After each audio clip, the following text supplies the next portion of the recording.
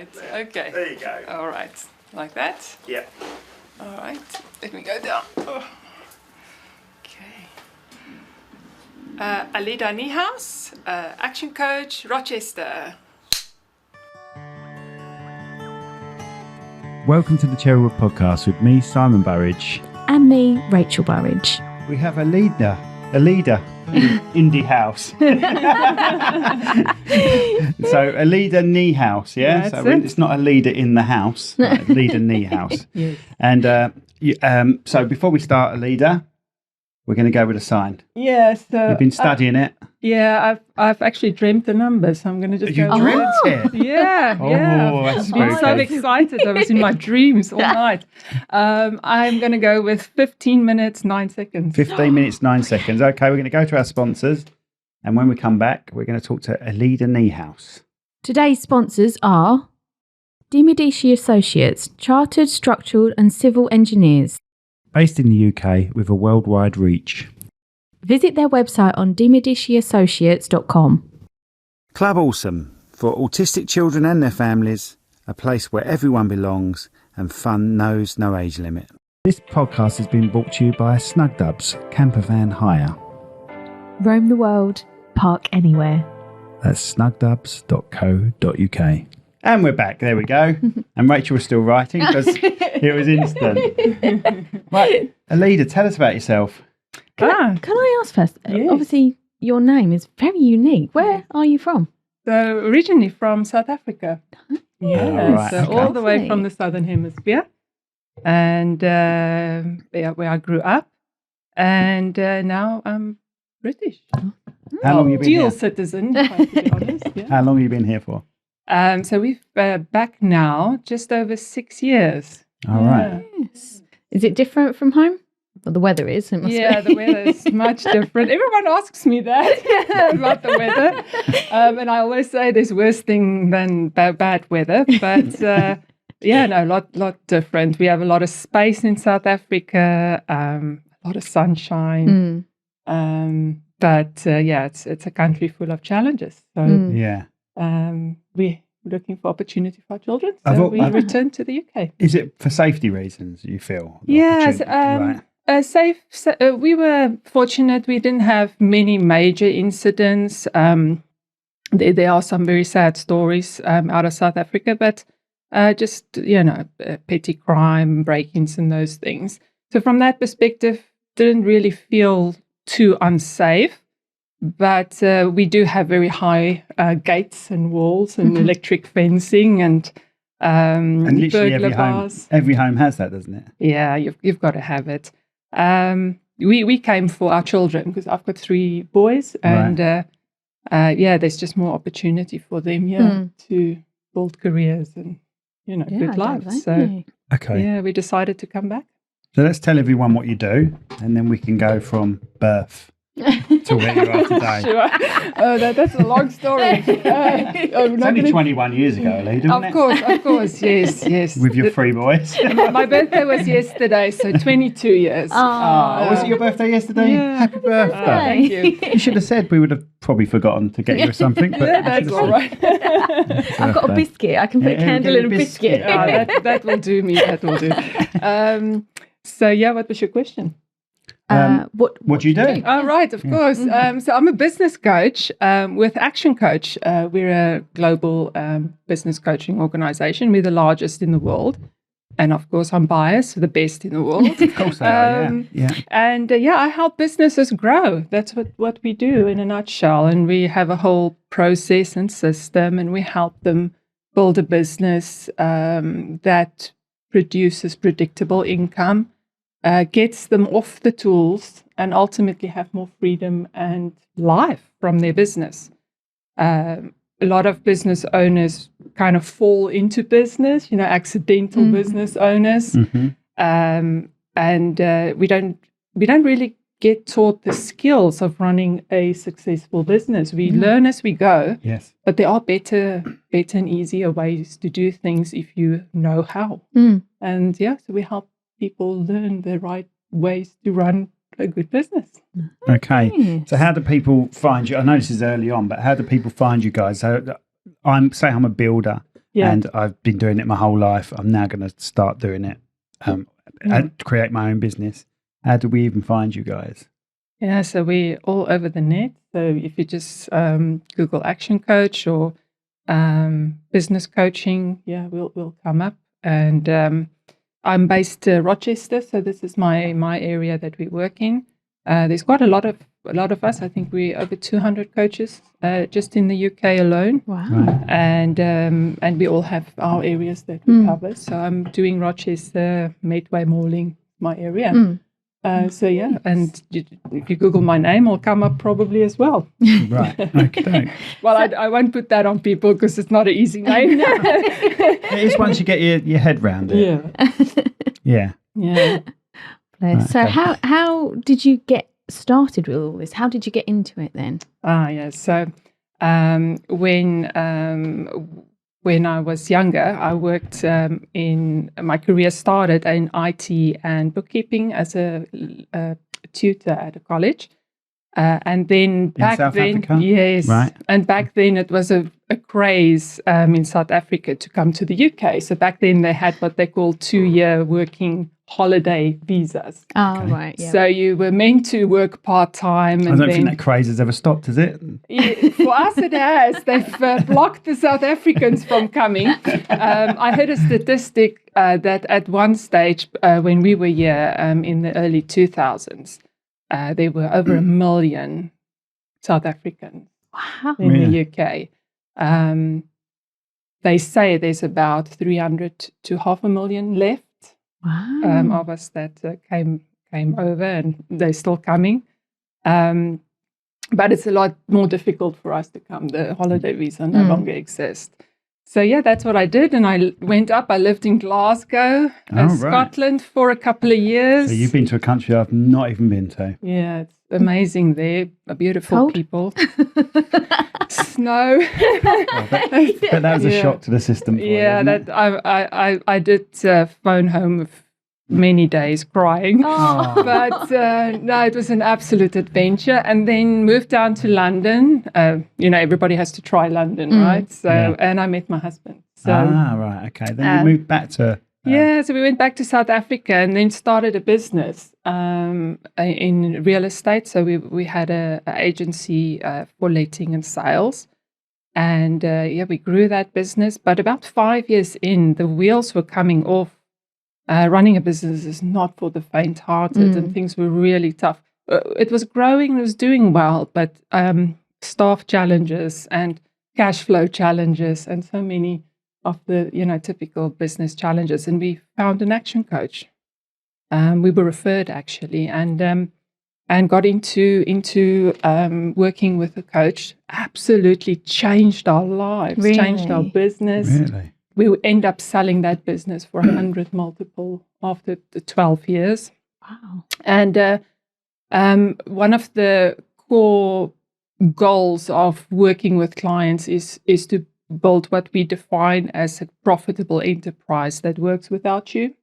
So I got myself to that point where I was no longer really needed in the business, and looking for something else to do, and thought I'll go back into education because that's my background. And then the coach at the time said, why don't you become an action coach? And the rest is history. So I did that for 7+ years in South Africa.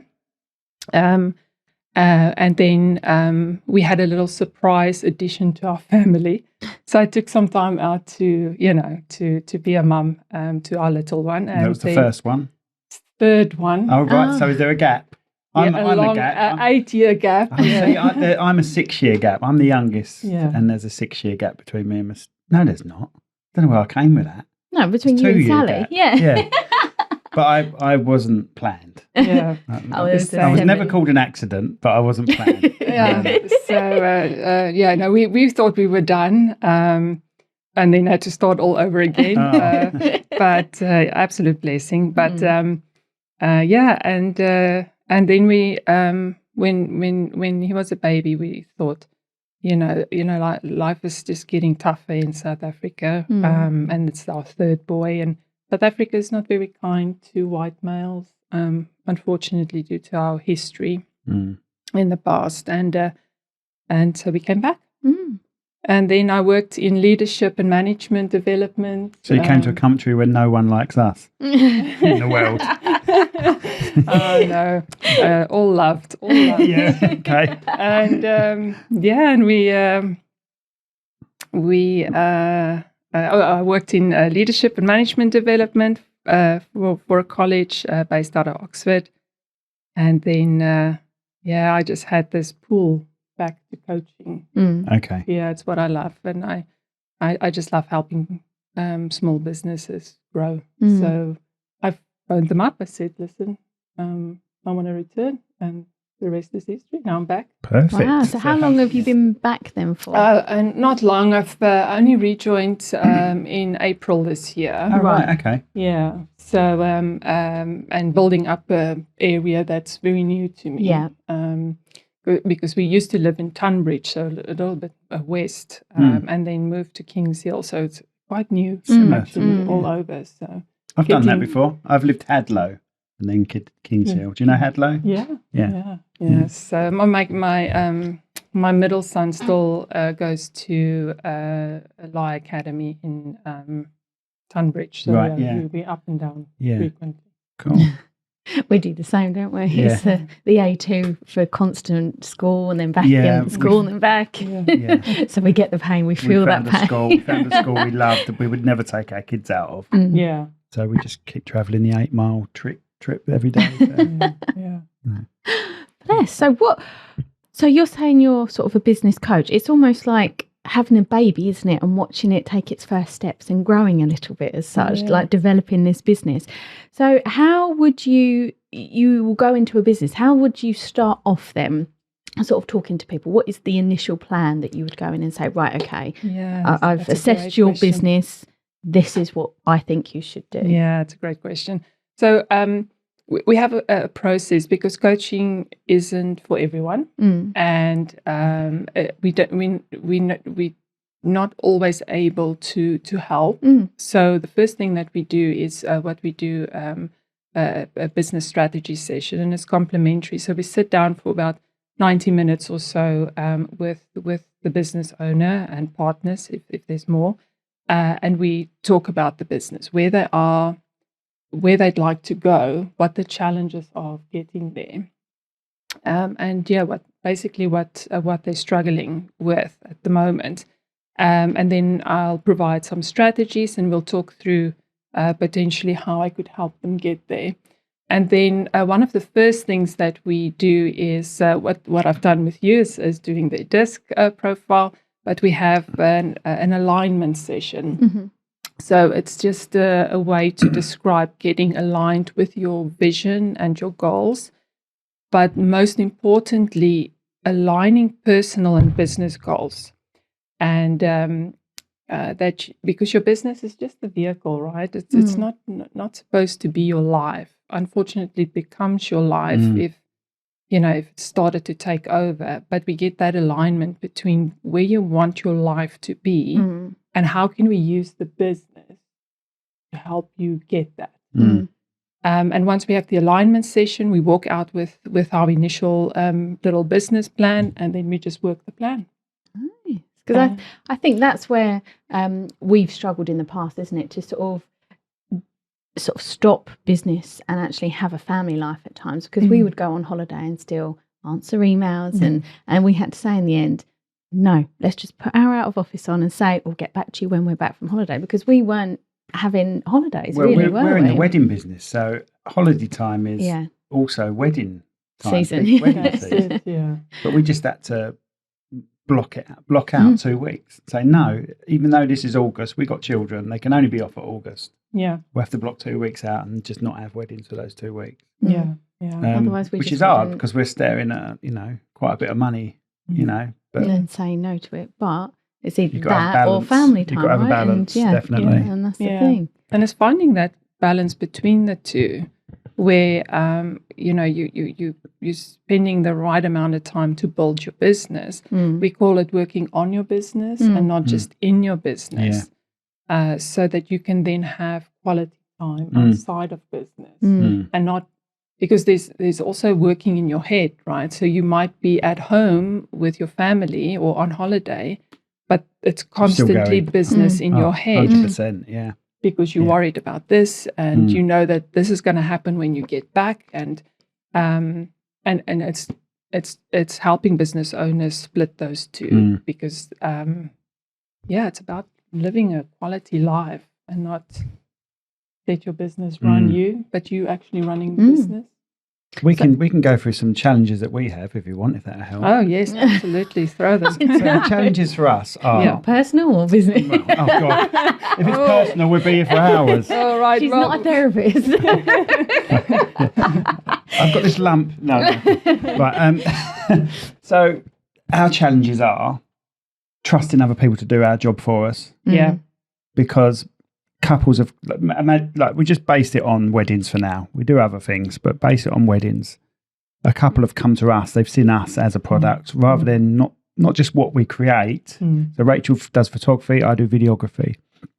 But they see us, don't they? And people buy into us being on their day. Yeah, it's our brand, isn't it? Yeah, and we have had people. We've had people cover for us, and those people are fine. But we're talking, how much do we get cover? Once a year, twice a year at the most, if we need it. And it's normally either one of us can't do it, but the other one is there with them. So it's not them solely on their own doing a job for us. It's more me working with someone or Simon working with someone when we're on different locations or something. So it's not fully, there we go, have the reins and do it yourself. It's more of a come and assist us or come and second shoot with us or something like that, isn't it? Rather than giving it fully to them. But it's actually giving them the whole job, isn't it? Saying, here's a camera, these are the details, now please go out and film or take photos. There's a couple of ways to look at it. You've got people's ability to film, that's fine, but their ability to film a wedding and make sure they capture that one chance that they've got, there's that. And then there's also the fact that it's not their business, so they could call in sick the Saturday morning and it wouldn't bother them. Yeah. Do you see what I mean? Yeah. And this is someone's wedding. Yeah. And that's always been my biggest concern about bringing other people in on to raise the business. Yeah. Yeah. So there's two parts to that. So the first is you lack the processes for others to follow. And it's one of the challenge most business owners have. So everything is within your own head. And if you're not there, no one can ask questions, or because it's not down in a system or a process. So that's the first thing, is getting your process, your standards at which you deliver to your clients down into a system that someone else can follow. And understand, yeah. And the second part to that is finding the right people that won't let you down at the last minute. And it's that your onboarding or recruitment process of finding the right people that you've got to get right. And the biggest part of that is not hiring just based on experience and skill, but you're hiring on heart and passion and fit with your values. Yeah. And it's finding the right people that align with that. Okay. And that's the two parts you have to look at. And your company helps you not find that person, but helps you assess those values. So we help you build the process and the system to get that right. Okay. The idea is not, so a successful coach can coach you or help you to a point where you can continue on your own. Consultants come in and do the work for you, but then you don't get to learn how to do it. No, that's right. And the idea is that you actually understand and you have the knowledge so that you can duplicate it going forward. And then as coaches, we work on next things and next things. We don't keep on coming back to fix the same thing. Yes. Yeah. So it's about giving you the framework of recruiting according to values and culture and heart and those important things, and the process around how to get your your systems down and your standards down in a way that can be followed by someone. Okay. So what sort of challenges did you face then? Because obviously you've actually used coaching yourself, which is good because you know the situations people come up against. So what sort of challenges did you have to deal with then? What sort of things were... Yeah. So at that time, we had a staff complement of 20 and never have managed before, being in management positions before or understood leadership.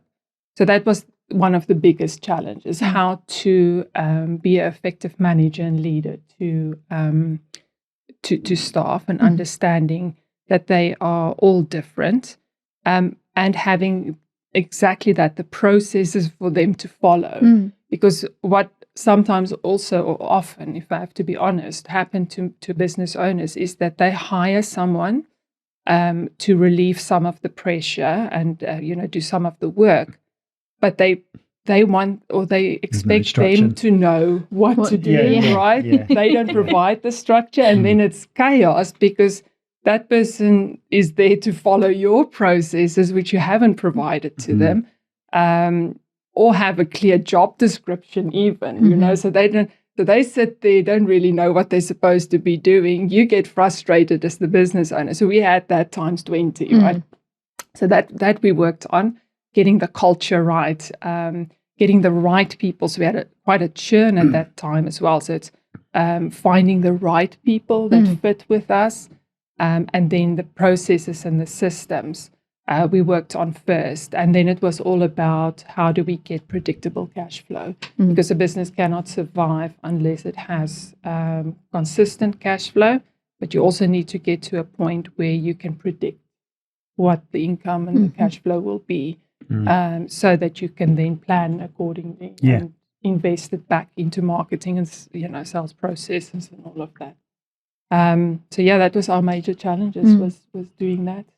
So could you predict, like, let's say in the wedding industry? Easily. Could you? Yeah, because weddings are in advance by a year or 2 or 3 years. Oh, yeah, I know that. But, like, you have to have that skill set to actually get that person in first. So we couldn't, what I'm trying to say is basically, if we didn't do any wedding fairs or any advertising, we wouldn't get that business in. That's right. So therefore in, let's say 2026, 27, we would have no weddings. Yeah. So we've got the next year covered, maybe 2 years, but then the long-term goal, we would have nothing. So you've got to try and structure it for a short-term and a long-term. Is that where I'm coming from?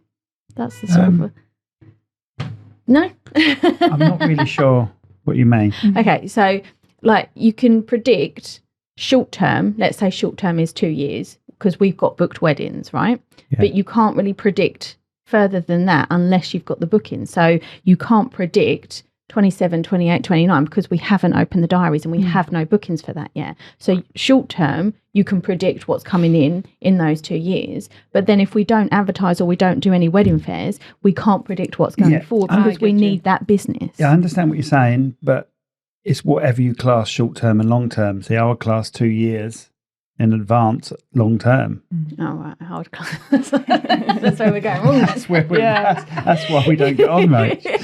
So it's also about, for many businesses, many industries, a lot of that would be, it will be based on trends of the past. So we also look at kind of your past financial, the progress you've made and kind of the ups and downs that you've been through as a business to understand the trends in the business. So partly, yes, you're making an educated guess of what your cash flow will be, but it's also about setting goals, right? And setting targets so that you can start taking the actions that will get you that income or cash flow. So it's the predictability becomes partly I've set that as a goal and now I'm working towards that. Right. So I'm predicting that if I do the right marketing sales actions, I will get to that income based on past trends. So if you look at our quote sheets, we always ask how they found us. And a certain amount of them will have wedding fare on it, a certain wedding fare that we do. Now, if we were to double up on those, we could find an average of how many jobs we get from those at wedding fairs. And if we double up on them, we know we can increase the business. Right. Okay. Yeah. And so then you're predicting it because you know that if you do more of these type of strategies that are getting you the leads into the business, that it will take then the number of customers and average value of transactions. So we test and measure everything in your business, and we then predict it on that. Okay. Does that kind of answer your question? Yeah, of course. Yeah. Yeah. Okay, brilliant. Okay. So when it comes to sort of business growth, what is the most common misconception like entrepreneurs out there make, and you have to go in and say, no, don't do that? I think when considering coaching, the misconception is that we're going to come in and just make you work harder and more, and you won't be able to handle it, and it's not the reality. We it's like building a house, right? Where do you start when you build a house? At the bottom, foundations. Is there anything before foundations? The planning.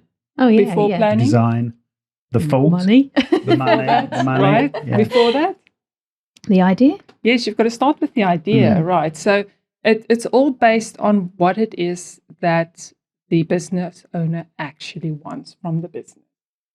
It's got to start there. So and taking it back to very basics. Then. You've got to, otherwise you're building something that doesn't represent what they want almost. And then you're stuck in a life that's not you don't want. And so getting back to real basics, what is it that you want? How do we get the business built so that it can deliver that for you?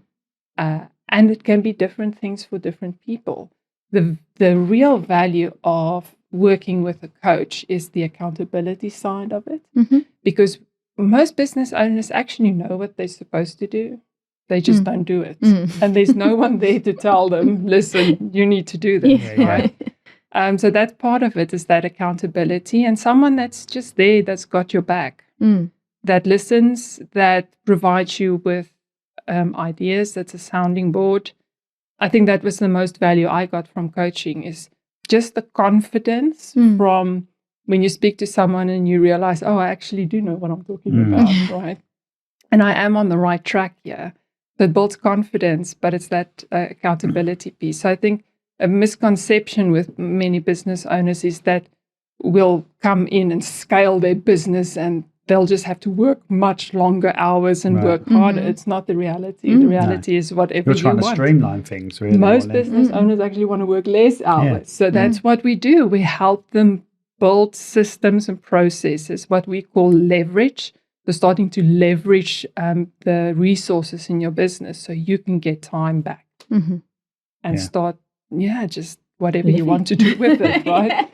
Sometimes it's getting clarity because, you're so stuck in it for years that you haven't had a chance to just come up for air and like actually evaluate what it is you want. So it's, that's where we start. Yeah. And sometimes people can get into a rut like that, can't they? And then they end up hating doing what they do, which is when they started out, that this was, like I said, their baby, their growth that they wanted to succeed, and then they end up just hating it. And they usually turn into this teenager of a business that is, stroppy and just does the opposite of what you wanted to do. And you just kind of fell a little bit out of love with it, which is a sad case. Absolutely. Business ideas can be like holidays, can't they? You go on holiday, you go, oh, I'd love to be here all the time. If you really sat back and thought about it, living here every single day, I know it's nice and warm, but living here every single day without the amenities that you've got in your normal work, in your normal home and that, you'd think about it and you go, actually, no, I don't want to be here all the time. This is nice for a couple of weeks. And some business ideas are like that. You like the idea of it. Oh, I really enjoy doing this, sewing this, or whatever. But then if you turn it into a business that you're doing, constantly. 5 days a week. You would hate it. You have to love what you do. You've got to love what you do. That's why we do a mixture of things. We don't just do weddings. Because doing, as much as weddings are different, doing them constantly would drive me insane. And the work-life balance with a wedding, because a lot of them are Saturdays and weekends, and will be terrible with the kids, you know. So yeah, you've got to really sit down and think about it if you love it enough to want to go, you know, full on. Yeah. And also the reality is that, you know, life is cycles. You know, if you think back in your 20s, how different you viewed life back then. And as you grow older and you know, life changes for you, so does your idea of what is a good work-life balance, what is a good business for you, you know. So it's also, you know, you don't have to keep doing the same thing. The thing, right? yeah. Because everyone changes their career in their life, don't they? But I mean, everyone sort of starts somewhere and then ends up somewhere else. But if you plan it well enough, you could have other people doing that for you. Yes, yeah, exactly. Absolutely. Exactly. So would you say there was a sort of like a steps to becoming successful in business, or would you sort of... Yes. We call it the 6 steps. Oh, okay. 6 steps. I had 5 steps. It's called the 6 steps. And it's kind of like we install it in a business. So partly is the knowledge and the education of how that system works in a business, and it's universal. I think that's another misconception, is that business owners might think, oh, you don't know anything about my industry. I know a lot about business. Business is the same. It doesn't matter. Same structure. It's got the same challenges, the same structure. Yes, you have different products, different services. You work in a different industry, but the building blocks of successful businesses remain the same. And once you get it, you can then do any business anywhere in the world because they're all the same. We use a 6-step system that we talk them through.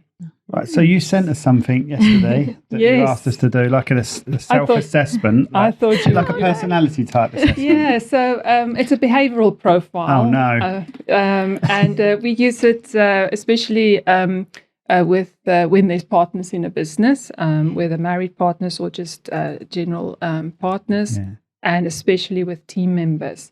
So it's a really good tool for recruitment as well. So if you're in recruitment process, and what we use it for is just to understand kind of behavioral dynamics in a business. So when are we getting divorced?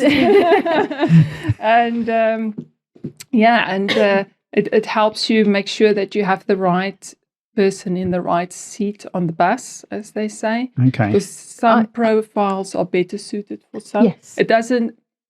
We don't pigeonhole. There's no rule that says just because you're a profile, you can't do any other type of job. It's not the reality, but it's having that self-awareness so that you can adapt to your environment, or maybe just understand maybe why some things you find frustrating, or why you procrastinate on some things, and how you handle stress and how you communicate with others.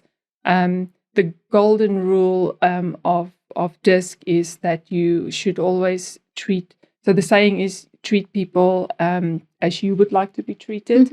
DISC says no, treat people as they would like to be treated. So it's about understanding that people are different, and we adapt our style in how we communicate and interact. And I think I'm all right at that. I adapt quite well to different people. We'll wait and see. So all that this does is what you already naturally do. Okay. Can I pass you the laptop? Would it be best if you scroll through these results? Yeah, no, you can. I've heard of this sort of thing before. I've heard of a few companies that sort of do this profile test when people start, and they say, okay, right, your outcome has been you're quite creative, so we're going to let you handle the creative part of the business, and you're quite good at sort of the admin and the organising, so we're going to put you in the admin section. So it sort of determines almost what role you play within the company as such. And there's many different type of assessments out there. You get motivators, you get leadership style assessments, and this one is specifically just work-based behavioral profiling. It will give you a good insight into your strengths and weaknesses from a work perspective. So DISC, give some background. So DISC comes from the psychologist Carl Jung, that developed or psychoanalysis of people years ago. So they're all kind of based, Myers-Briggs, if you ever heard that term. So they're all based in the same psychology. And DISC has different dimensions. So what we look at in terms of behavior and personalities is some people are introverted and extroverted, right? So you've heard that term. And we kind of between the two, but for the most part, people either move towards introversion or they're more towards extroversion. And in DISC, the terminology is slower paced and fast paced. Okay. So extroverts are faster paced, slower paced. The other dimension that DISC looks at is whether you are more result focused or whether you are more people orientated and people focused. And that creates then four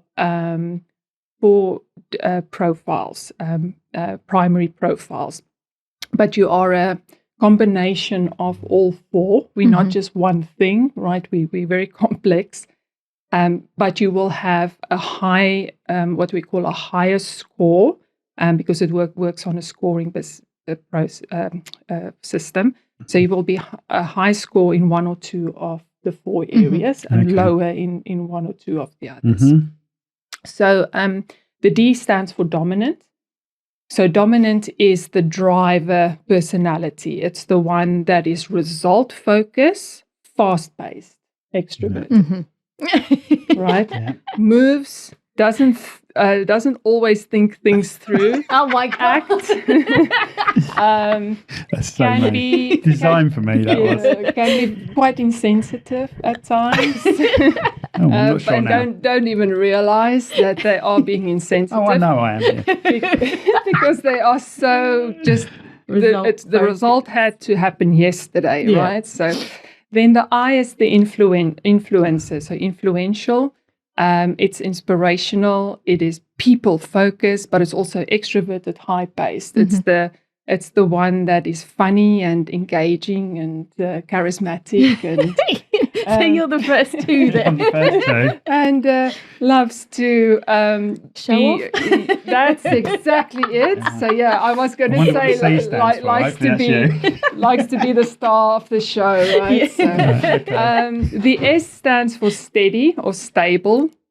So this is again people focused, but it's a slower paced introverted. Where they are more about accommodating others, considerate, kind of just help and support. Really great team members because they're so supportive of others. That's and me then as well. The C is for conscientious. This is the detail person. It's they are also result focused but introverted energy. They're the ones that don't smile. Definitely you. Definitely you, Rach. They have this unique ability to have absolute blank body language, and you're like, exactly, what are you thinking? Yeah, what's happening, right? Yeah. So these are the type of people that get the extroverts' crazy ideas that they've just come out with and gone, okay, let's put this on paper. Let's think about this logically. Is this actually going to work? That's that type of person. That's it. So in a business, you should have a bit of everything, right? To find, because we all have our different strengths and weaknesses as we go along, and we complement each other. It's good if you have a good balance within the team. But a lot of the time, because it's really frustrating for the dominants, high Ds, to deal with the steady, because they're slow paced, they are risk averse, they that they don't like change, and the high D is like, right, change, everything just change all the time. And then you have your influentials that they just want to be happy and they hate detail. And then you have the high Cs going, did you think about this? Did you think about? And they're like, who cares? We just want to party. It's like, okay. I'm so sorry. The light's flashing. Oh, is it? What do you want me to do? Sorry. How long's that been doing that for? Only like the last. That's the first time it's ever done that. I thought the supply was sounded a bit weird. Just turn it off, Rach, if it's a problem. Take that battery out. There's a battery in the back.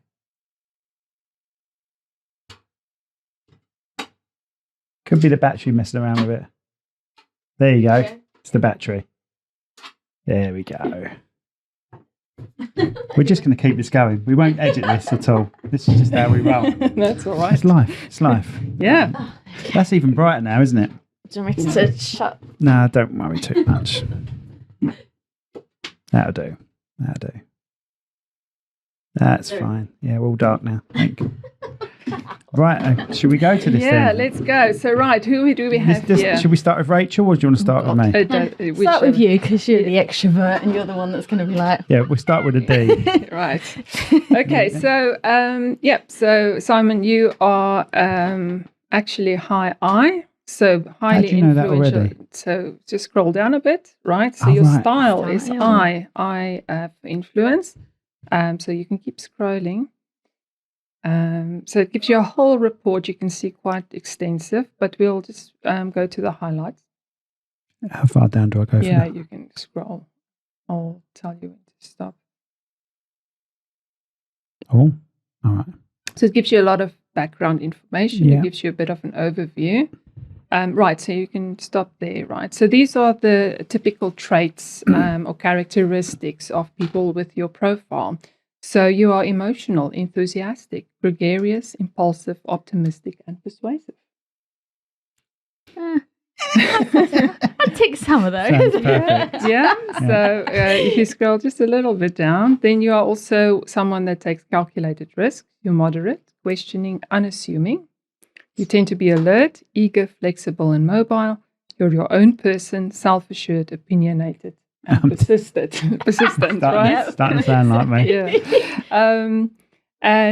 So there's also two profiles. You have an adapted profile. So that's how you adapt your style depending on the nature of your work or how you would like the world to see you.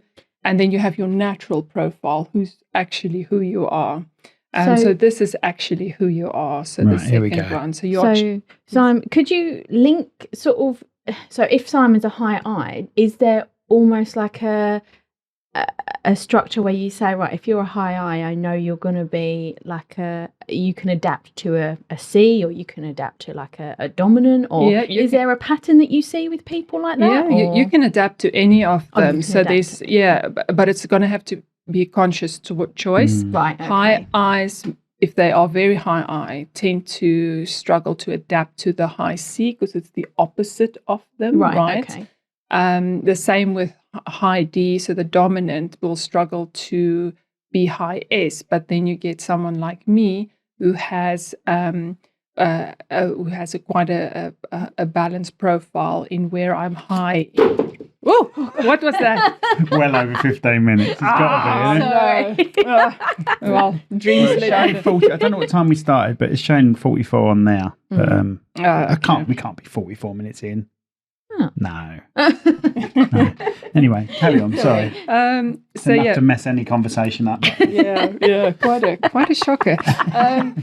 So and then your high D's and high S's, it's difficult to swap over. But if you like me, I have a very high D and high S, so I have the two running against each other, which is problems in its own. But your natural style is when you are just you, being you. So it's saying that you are charming, influential, sociable, and trusting.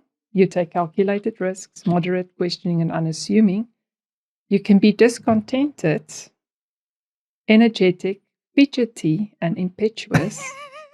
And your own person, self-assured, opinionated, and persistent. That's literally ticked every box for you. So if you scroll a little bit down, it will give you a nice graph. I've seen that graph, I think. Oh, no, I haven't seen this one. There you go. So you've got your adapted style and then your natural style. In both of them, you are high I. But in your natural style, you're also quite high D, which is one you've said, yeah, that sounds like me. I assumed I was D and I, didn't I? And then we assumed you were the back toe. Yeah, so that is the natural you. So fairly high D and I. But you adapt and you suppress your D. To welcome in. And take your high I even further. But it may be the nature of your job that requires you to be even more influential than what you are naturally. Okay, so the first graph there is how he works, and then the second graph there is how he acts every day, like day to day. Yeah. Right, okay. So we and you can adapt consciously and change your graph if you need to do that. And this is what the power is. Yeah, that's a typical idea. ISs are like, oh yes, how do I adapt my style so I can be more accommodating to other people? And Is and Ds are like, why? When I waste my time? Because it's all about me. So if you scroll down a little bit more, just a bit. Here we go. Look how far it's hit on there. Yeah, so very persuasive, it says there, right? Very outgoing and persuasive, people-orientated, quite optimistic. So does that star and circle usually end up in different boxes? They usually do. And mine are just hit straight away on the highest. Yes. So you are as high as they get. Really? Yeah. Is that a bad thing? No, it's never a bad thing. There's no good or bad. It's everybody has strengths and weaknesses. It's just understanding yours. So I'm very outgoing, persuasive, very people orientated, quite optimistic outlook. Strong communication skills. Likes to have variety in their day. Yeah. That is me, though, isn't it? Yeah. It is. Yeah. So what? You said I think the only thing I would slightly disagree on at times, quite an optimistic outlook. Not all of my outlooks are quite optimistic. But that's the British part of you. Yeah. No, you're you right. can't actually add that into there because that's just who we are. That is the British bit in me. So do you show his weaknesses there? And yes. things? So if you scroll. Oh, Rachel, why do you want to see that? Because so it's got really nice do's and don'ts there for communication. Well, it tells me what to do and don't do. Yeah, how people don't talk down to when communicating with Simon, don't talk down to him. No, I do. If someone talks down to me, I instantly attack. Yeah. Instantly attack. Yeah, and no facts, figures, or abstractions because I'm not interested. That is true. Yeah. If it was all colourful. Leave decisions hanging in the air. Oh, this is what not to do to me. Don't leave decisions hanging in the air. That is absolutely... Be cool, aloof, and right, okay. Yeah, so, basically the high C would be cool and aloof. Yeah. And they don't gel well. Oh my God, so many instances. There's so many examples that I am like that. I can guarantee that I am a high C because I'm just like, don't worry about it. I can guarantee you're a C, but it might be the wrong salt. just think of it. Don't worry about it. And he's like, but you have to worry about it. You have to do it. So there's your strengths, right? Just a little bit. Sorry, am I going too far? There you are, your strengths. Oh no, go down. Oh, see? Yep. See how I am? No detail, right? Let's just get to the point, shall we? Yeah. Strengths are excellent verbal skills. You can generate a lot of enthusiasm with people. Sense of humor. Optimism. Oh, I love this thing. This is so it's accurate. Literally gone into your brain and gone, oh, hello, Simon. You're an excellent team player. Oh, you are? Yeah, I guess. I think you prefer to be the leader of the team, maybe, but you're still in a team, right? Yeah. You prefer to... You don't like to do things on your own for long periods of time. Well, that's funny, because I do for a long period of time. Okay. Well, you do at work, don't you? I can. So I'm an engineer as well, mechanical engineer as well, and I've gone from being in an office full of people and being entertaining, and having a laugh, but yet getting the job done, because that's an I. That's what an I would do. To moving on to a shift totally by myself for 12 hours. People are going, you ain't going to cope with that. I can say, I can't wait. And I can't wait. Yeah. And I like it. Maybe that's you getting older, though. Maybe your I's and your D's and stuff have changed over the years. I think it's me getting away from other people's ideas and opinions, because I just like my own. If I'm by myself, I'm doing what my decision is. Yeah. See what I mean? So that's how it works. Yeah. And then let's go to weaknesses. So if you scroll down a little, there's none. It says none on weaknesses. Right. Okay, up a bit. Oh, have I gone past? Yeah. So this is how you are under stress. And what's interesting is how others perceive you when you are under stress. And they see you as careless with details. You don't keep your promises. You can be disorganized, and you are self-promoting. I would say a few Self-promoting, probably. People probably think disorganized. See, I feel like I'm sorry. I had a bit of. Yeah. I feel like I'm quite organised. But you're organised, sort of computer-wise. But oh my god, like organisation in your desk. I hate your office because there are papers everywhere. Oh god, I couldn't work in your office. It stressed me out so much. It stresses me out, and then I have a clear out, and then it gradually builds up again. Yeah. So this is just how you may be perceived by others. That's just having, and sometimes that's a blind spot for us. We don't realize that other people see us in a particular way. So it's good to understand. But it also talks about what you need when you are under stress. So it's good then for team members to or, in your case as partners, to understand, how to support each other when the pressure is on and you're under stress. So that you can, just be the best you can be for each other as well. Okay. You want to go to yours? Yes. Yes, we do. Here we go. We do. God, I hate this one. All right, so we can scroll up. Right, so you are high SI. Oh. But in your natural, you are actually CS. So you adapt your style quite significantly because you see it swaps over from C to S and from S to I. Okay. And again, it could be the nature of the work that you do, that there's this element of having to adapt to be effective in the role. It basically means she's a phony. No, I'm a Nicholas. That's what it says. That is such an I thing to say. She's just a phony. So nice. I just adapt to what people need. Have I gone too fast? No, I haven't, have I? No, you can We've got to go past the distance. Just go past all this rubbish that no one wants. No, that's the background. Typical I thing to say, isn't it? I'm going to so use that now. All right. Here we go.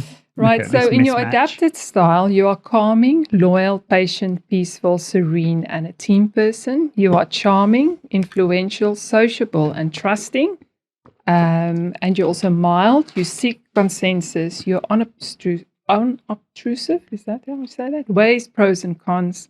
You're your own person, self-assured, opinionated, and persistent. But your natural you, so just one page down. That's all the fake you. That's the working me. Yeah, so the you is accurate, conservative, exacting, a fact finder, precise and systematic. You are composed, deliberate, stable and steady. Composed. When you're not around. This system does fall down somewhere then. Composed. And you share this actually. You are calculated in risk, moderate, questioning and unassuming. And you can be quite contemplative, factual, logical and retiring. Oh, she's always retiring. Shut up. So scroll up. Let's go find her weaknesses. Yeah. Right, so you see, look at this. See how it changes. She's got a split personality, hasn't she? I just know how She's to Jekyll and Hyde. Jekyll and Hyde. No, it's just adapting. The thing that we have to just, and it's not true for everyone, but if you adapt your style too much different to who you naturally are, it can add to the pressure and the stress because you're kind of being someone that you're not yourself. Acting. Yeah. So do you feel that's a big change from one to the other? Yeah, because it flips from C to S. You see that you're suppressing. So there's a midline, and anything above that is high access to that particular profile, and then below that is suppressing it. So it's a low access. So you're moving your high C, which is considerably high in your natural style, suppressing it to below the line. So you're taking away that detail, which is actually who you are, that conscientious part of you. You're pushing up the accommodating, so trying to accommodate everyone more than what actually is necessary, probably. And then you see what you do with Apart from me, you never accommodate me at all. No, but I mean, that's just marriage. Yeah. Don't add that in there. There should be a marriage graph. Carry on. Look at what you do with your eye, right? It goes from because you're not that sociable in your natural style, which would probably be in home life. That is so true. And then pushing it right up there. But again, this is the job, right? But Because she's you're working just with not people. sociable. She would rather just be at home by herself, wouldn't you? Yeah. No, I wouldn't be at home by myself. I socialise, I have friends, But they select. You're not bothered. yeah, selected, Yeah.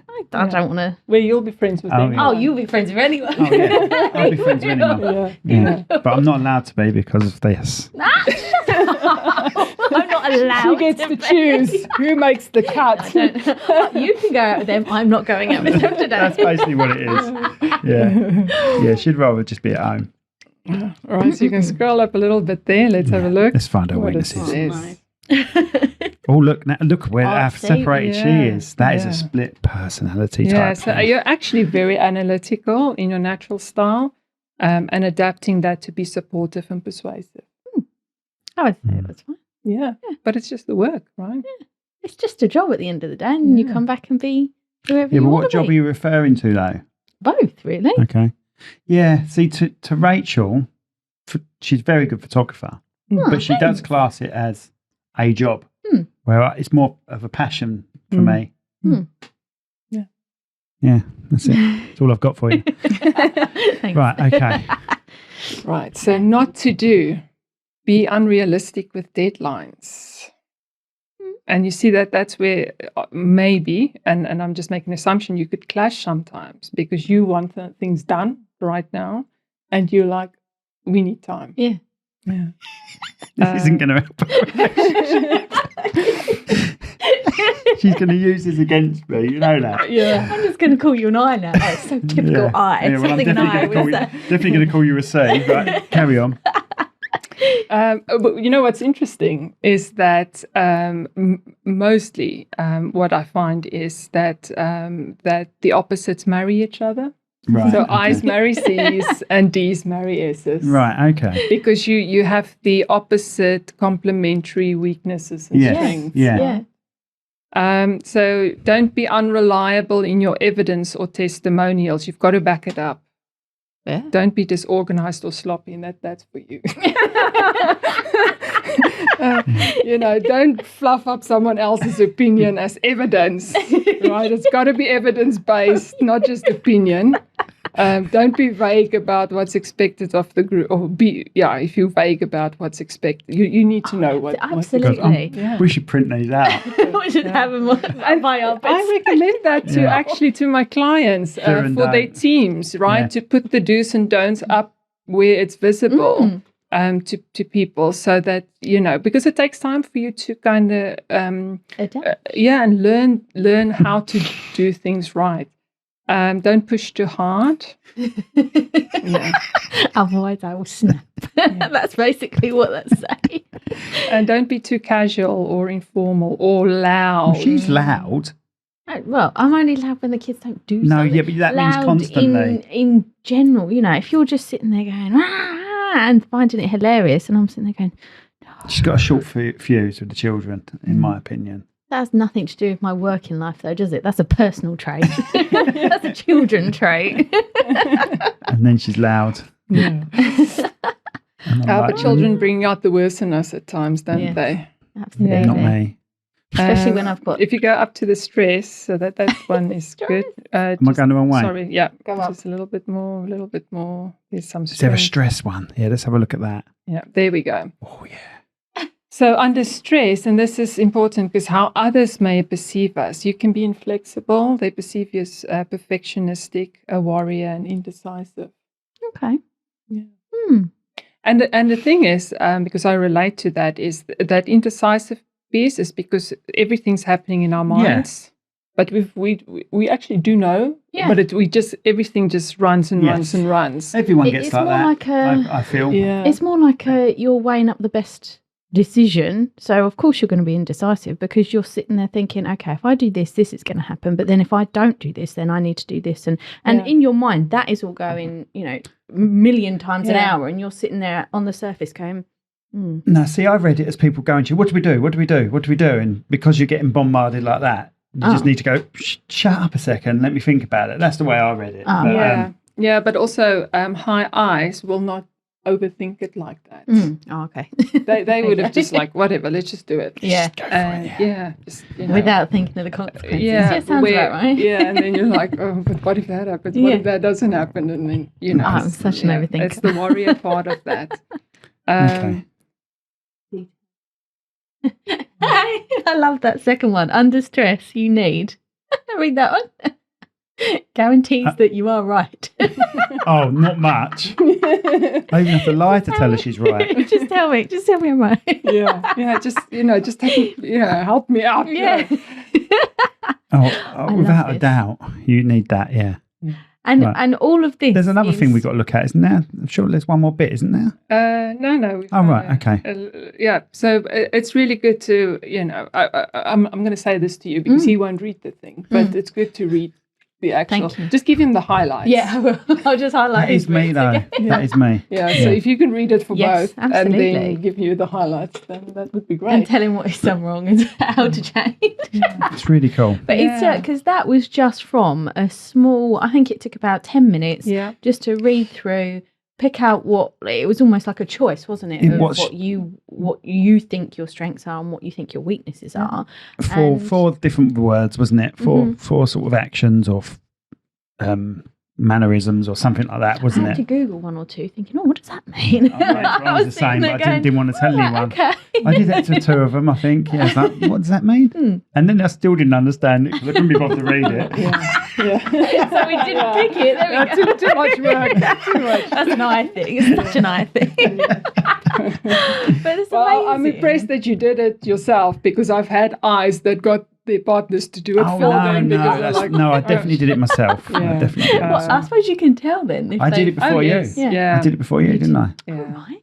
Yeah, so it's you can pick it up. It's like they don't agree with what's then, and then you ask the question. So did you actually do this yourself? And they go, get someone to do it. So how do you then take this model and project it into a business sense then? So they've sort of, you would deal with this with every person in the team? So we do if there's if there's other team members within there, then we would do what we call a team alignment. So it's part of a team alignment. So it's just getting the team behind the goals of the business, and then we talk about their role within the team, so we get clarity on where they fit in, and then do their disc profile, so they get to understand each other better, because it starts to improve communication, their self-awareness.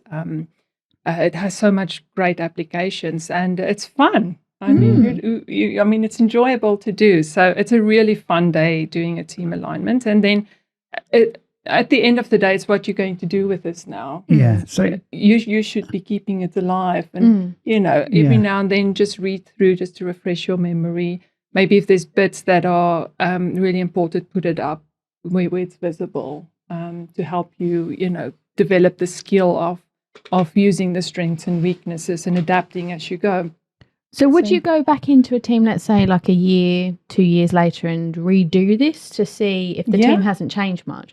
Would you go in and sort of redo it to see how it has impacted, or the stress of work has impacted on them, and sort of get them to come back to a neutral ground again and sort of do that again? Yeah, if that's what is needed within the business. We recommend that team alignments are done whenever there's a major shift in the team. And I mean, this happens in business, right? People leave. New people join. When we work with clients, they use this as part of their recruitment process. So whenever someone new joins the team, they have their own disc. But it's then also good to discuss everybody else's disc, and so that they get to know, again, where they fit in the dynamic of the team and all of that. It has so many applications. But it's just how the business keeps it alive, and when you work with us, we keep it alive, because we remind you of it. But so, do you suggest on reshuffles within the team based on the results sometimes?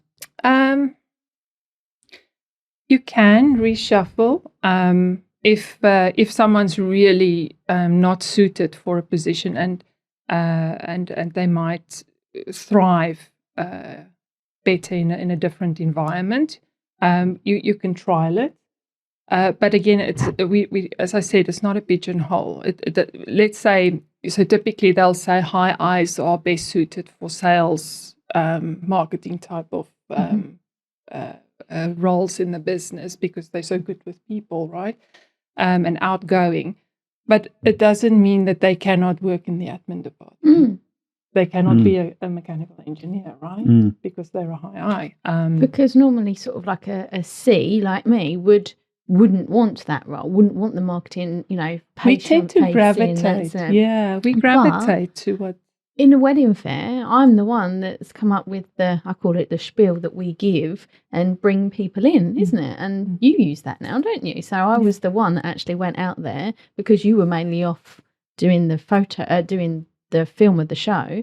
And I would have to then say, right, okay, let's try and bring these people in. And I'd have to then make the sales pitch to bring these people in. And I'll do the entertaining. You would do That's the entertaining. basically what happens. Yeah.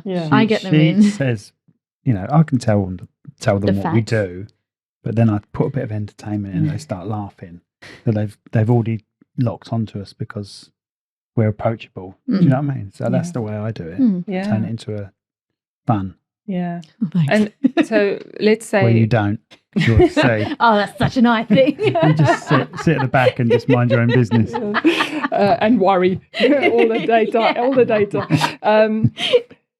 If, let's say I work with you, but you're a sole business or you're a very small team and you're a high eye, my recommendation would be that you find people that complement you, but you've got Rachel, so you naturally complement Simon. But often in business, because we hire people that are like us, so you'll probably end up hiring more high eyes, but it's not what the business needs. No. Business needs the balance of high C, high S. So it's also about understanding where the gap in our team is, so that when we are hiring, that we're looking ideally for someone that can fill that gap because it's their natural strengths that they're then bringing to the table. Because a high I business owner will lack the detail, and that will get them into trouble. And then a high C business owner or high S business owner will lack the influential and the drive to actually, push forward. They'll be too worried and too analysis paralysis all the time.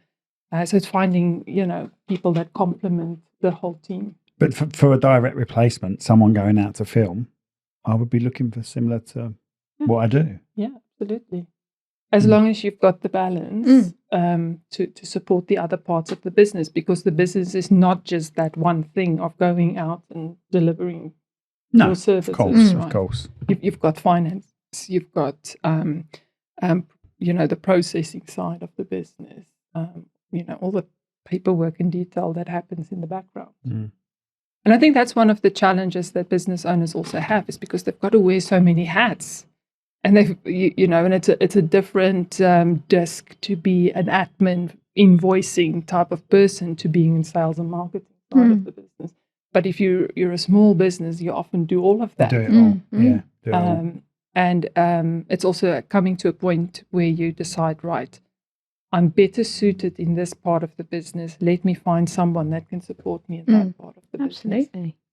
Yeah, absolutely. So where do you think, in the future, a lot of companies now are using AI and everything like that. Where do you think your business will be going, including AI? How do you think AI is going to influence your business? Yeah, that's a great question. We actually had a national planning session yesterday with all the other coaches, and we were talking exactly about AI. AI is a productivity tool. That's what it's going to be. It's going to just make us quicker. It's going to make things quicker. It's going to make us more efficient. It's going to help us be more accurate. But you cannot take away from the human element of the business. Because it isn't artificial intelligence. It isn't intelligence. It's just using more of a database and quicker. Yeah. So it's just there to help you. So for business coaches, I think we will step more into the actual coaching side of business. where AI will be more on the education side, which is also needed because you've got all the information at your fingertips. In reality, you don't really need action coach. You can find our models online, but people don't have time or don't really know where to start. And that's where coaches will be even more needed, because we would just give them the direction and the accountability to do what you need to do at the right times. And we all need someone just to talk to, right? Yeah. You need reassurance sometimes. Yeah, and someone that is this the right thing? Am I right in what I'm thinking? You know, and you will be there to do that. Let's say you've been with this company for so many years. If they've got, because I know you said you were doing it in stages and steps, like you wouldn't technically do the first stage again because you've already done that stage with them. Would you, if they've got a question about recruitment or anything like that, would you always go back and answer their questions and just like you said, reassure them and then carry on with what you're doing in the future? So the thing is, we kind of look at business as linear, but the reality is, as a business grows, we often have to go back and fix the foundations, and it might just be tweaking things, because if the foundation is strong, and if we call it the mastery, so if you've mastered your 4 areas in business, it will sustain you, but you always have to go back and make sure that it's still relevant for where the business is, because the business changes and grows and it has different needs, which means you've got to adapt. So our relationship with clients is long term. I've had a client for 7 years. Wow. And it's just, it changes as we go along. Later on they need less of the processes and the system side of action coach. They just want someone to talk to bounce with, to push them. At times when, because it's comfort zone, isn't it? And a coach will challenge you to move beyond what you think you are capable of, to make you even stronger and better as a person. So how would you do that? Let's say like a company's been going for 7 years. Let's use your example. This company's been going for 7 years.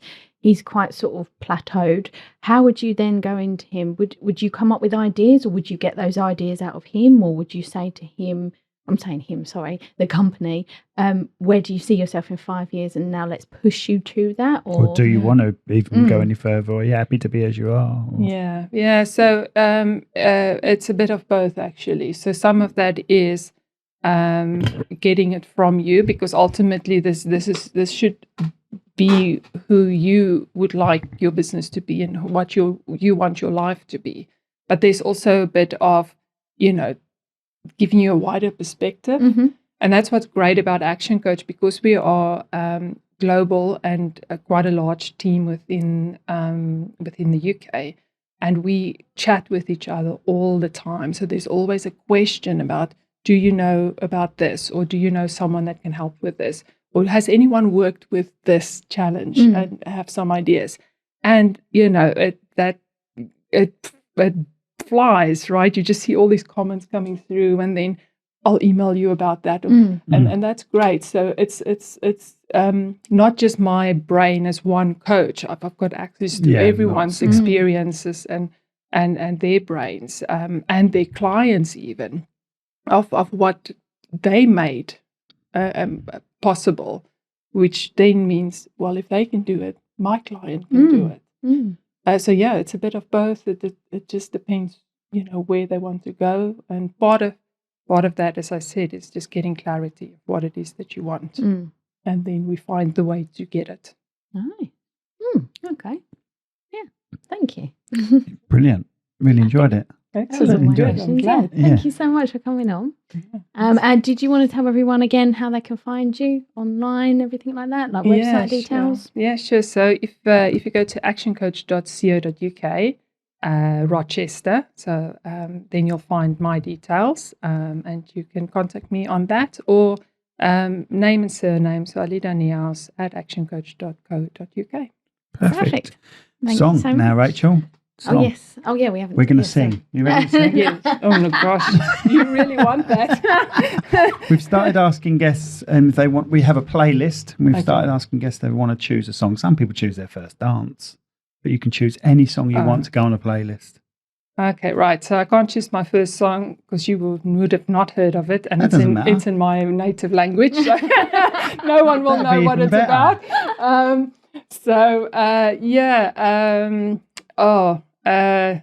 Honestly, you can choose that song if you want. We'll find it. It's on Spotify.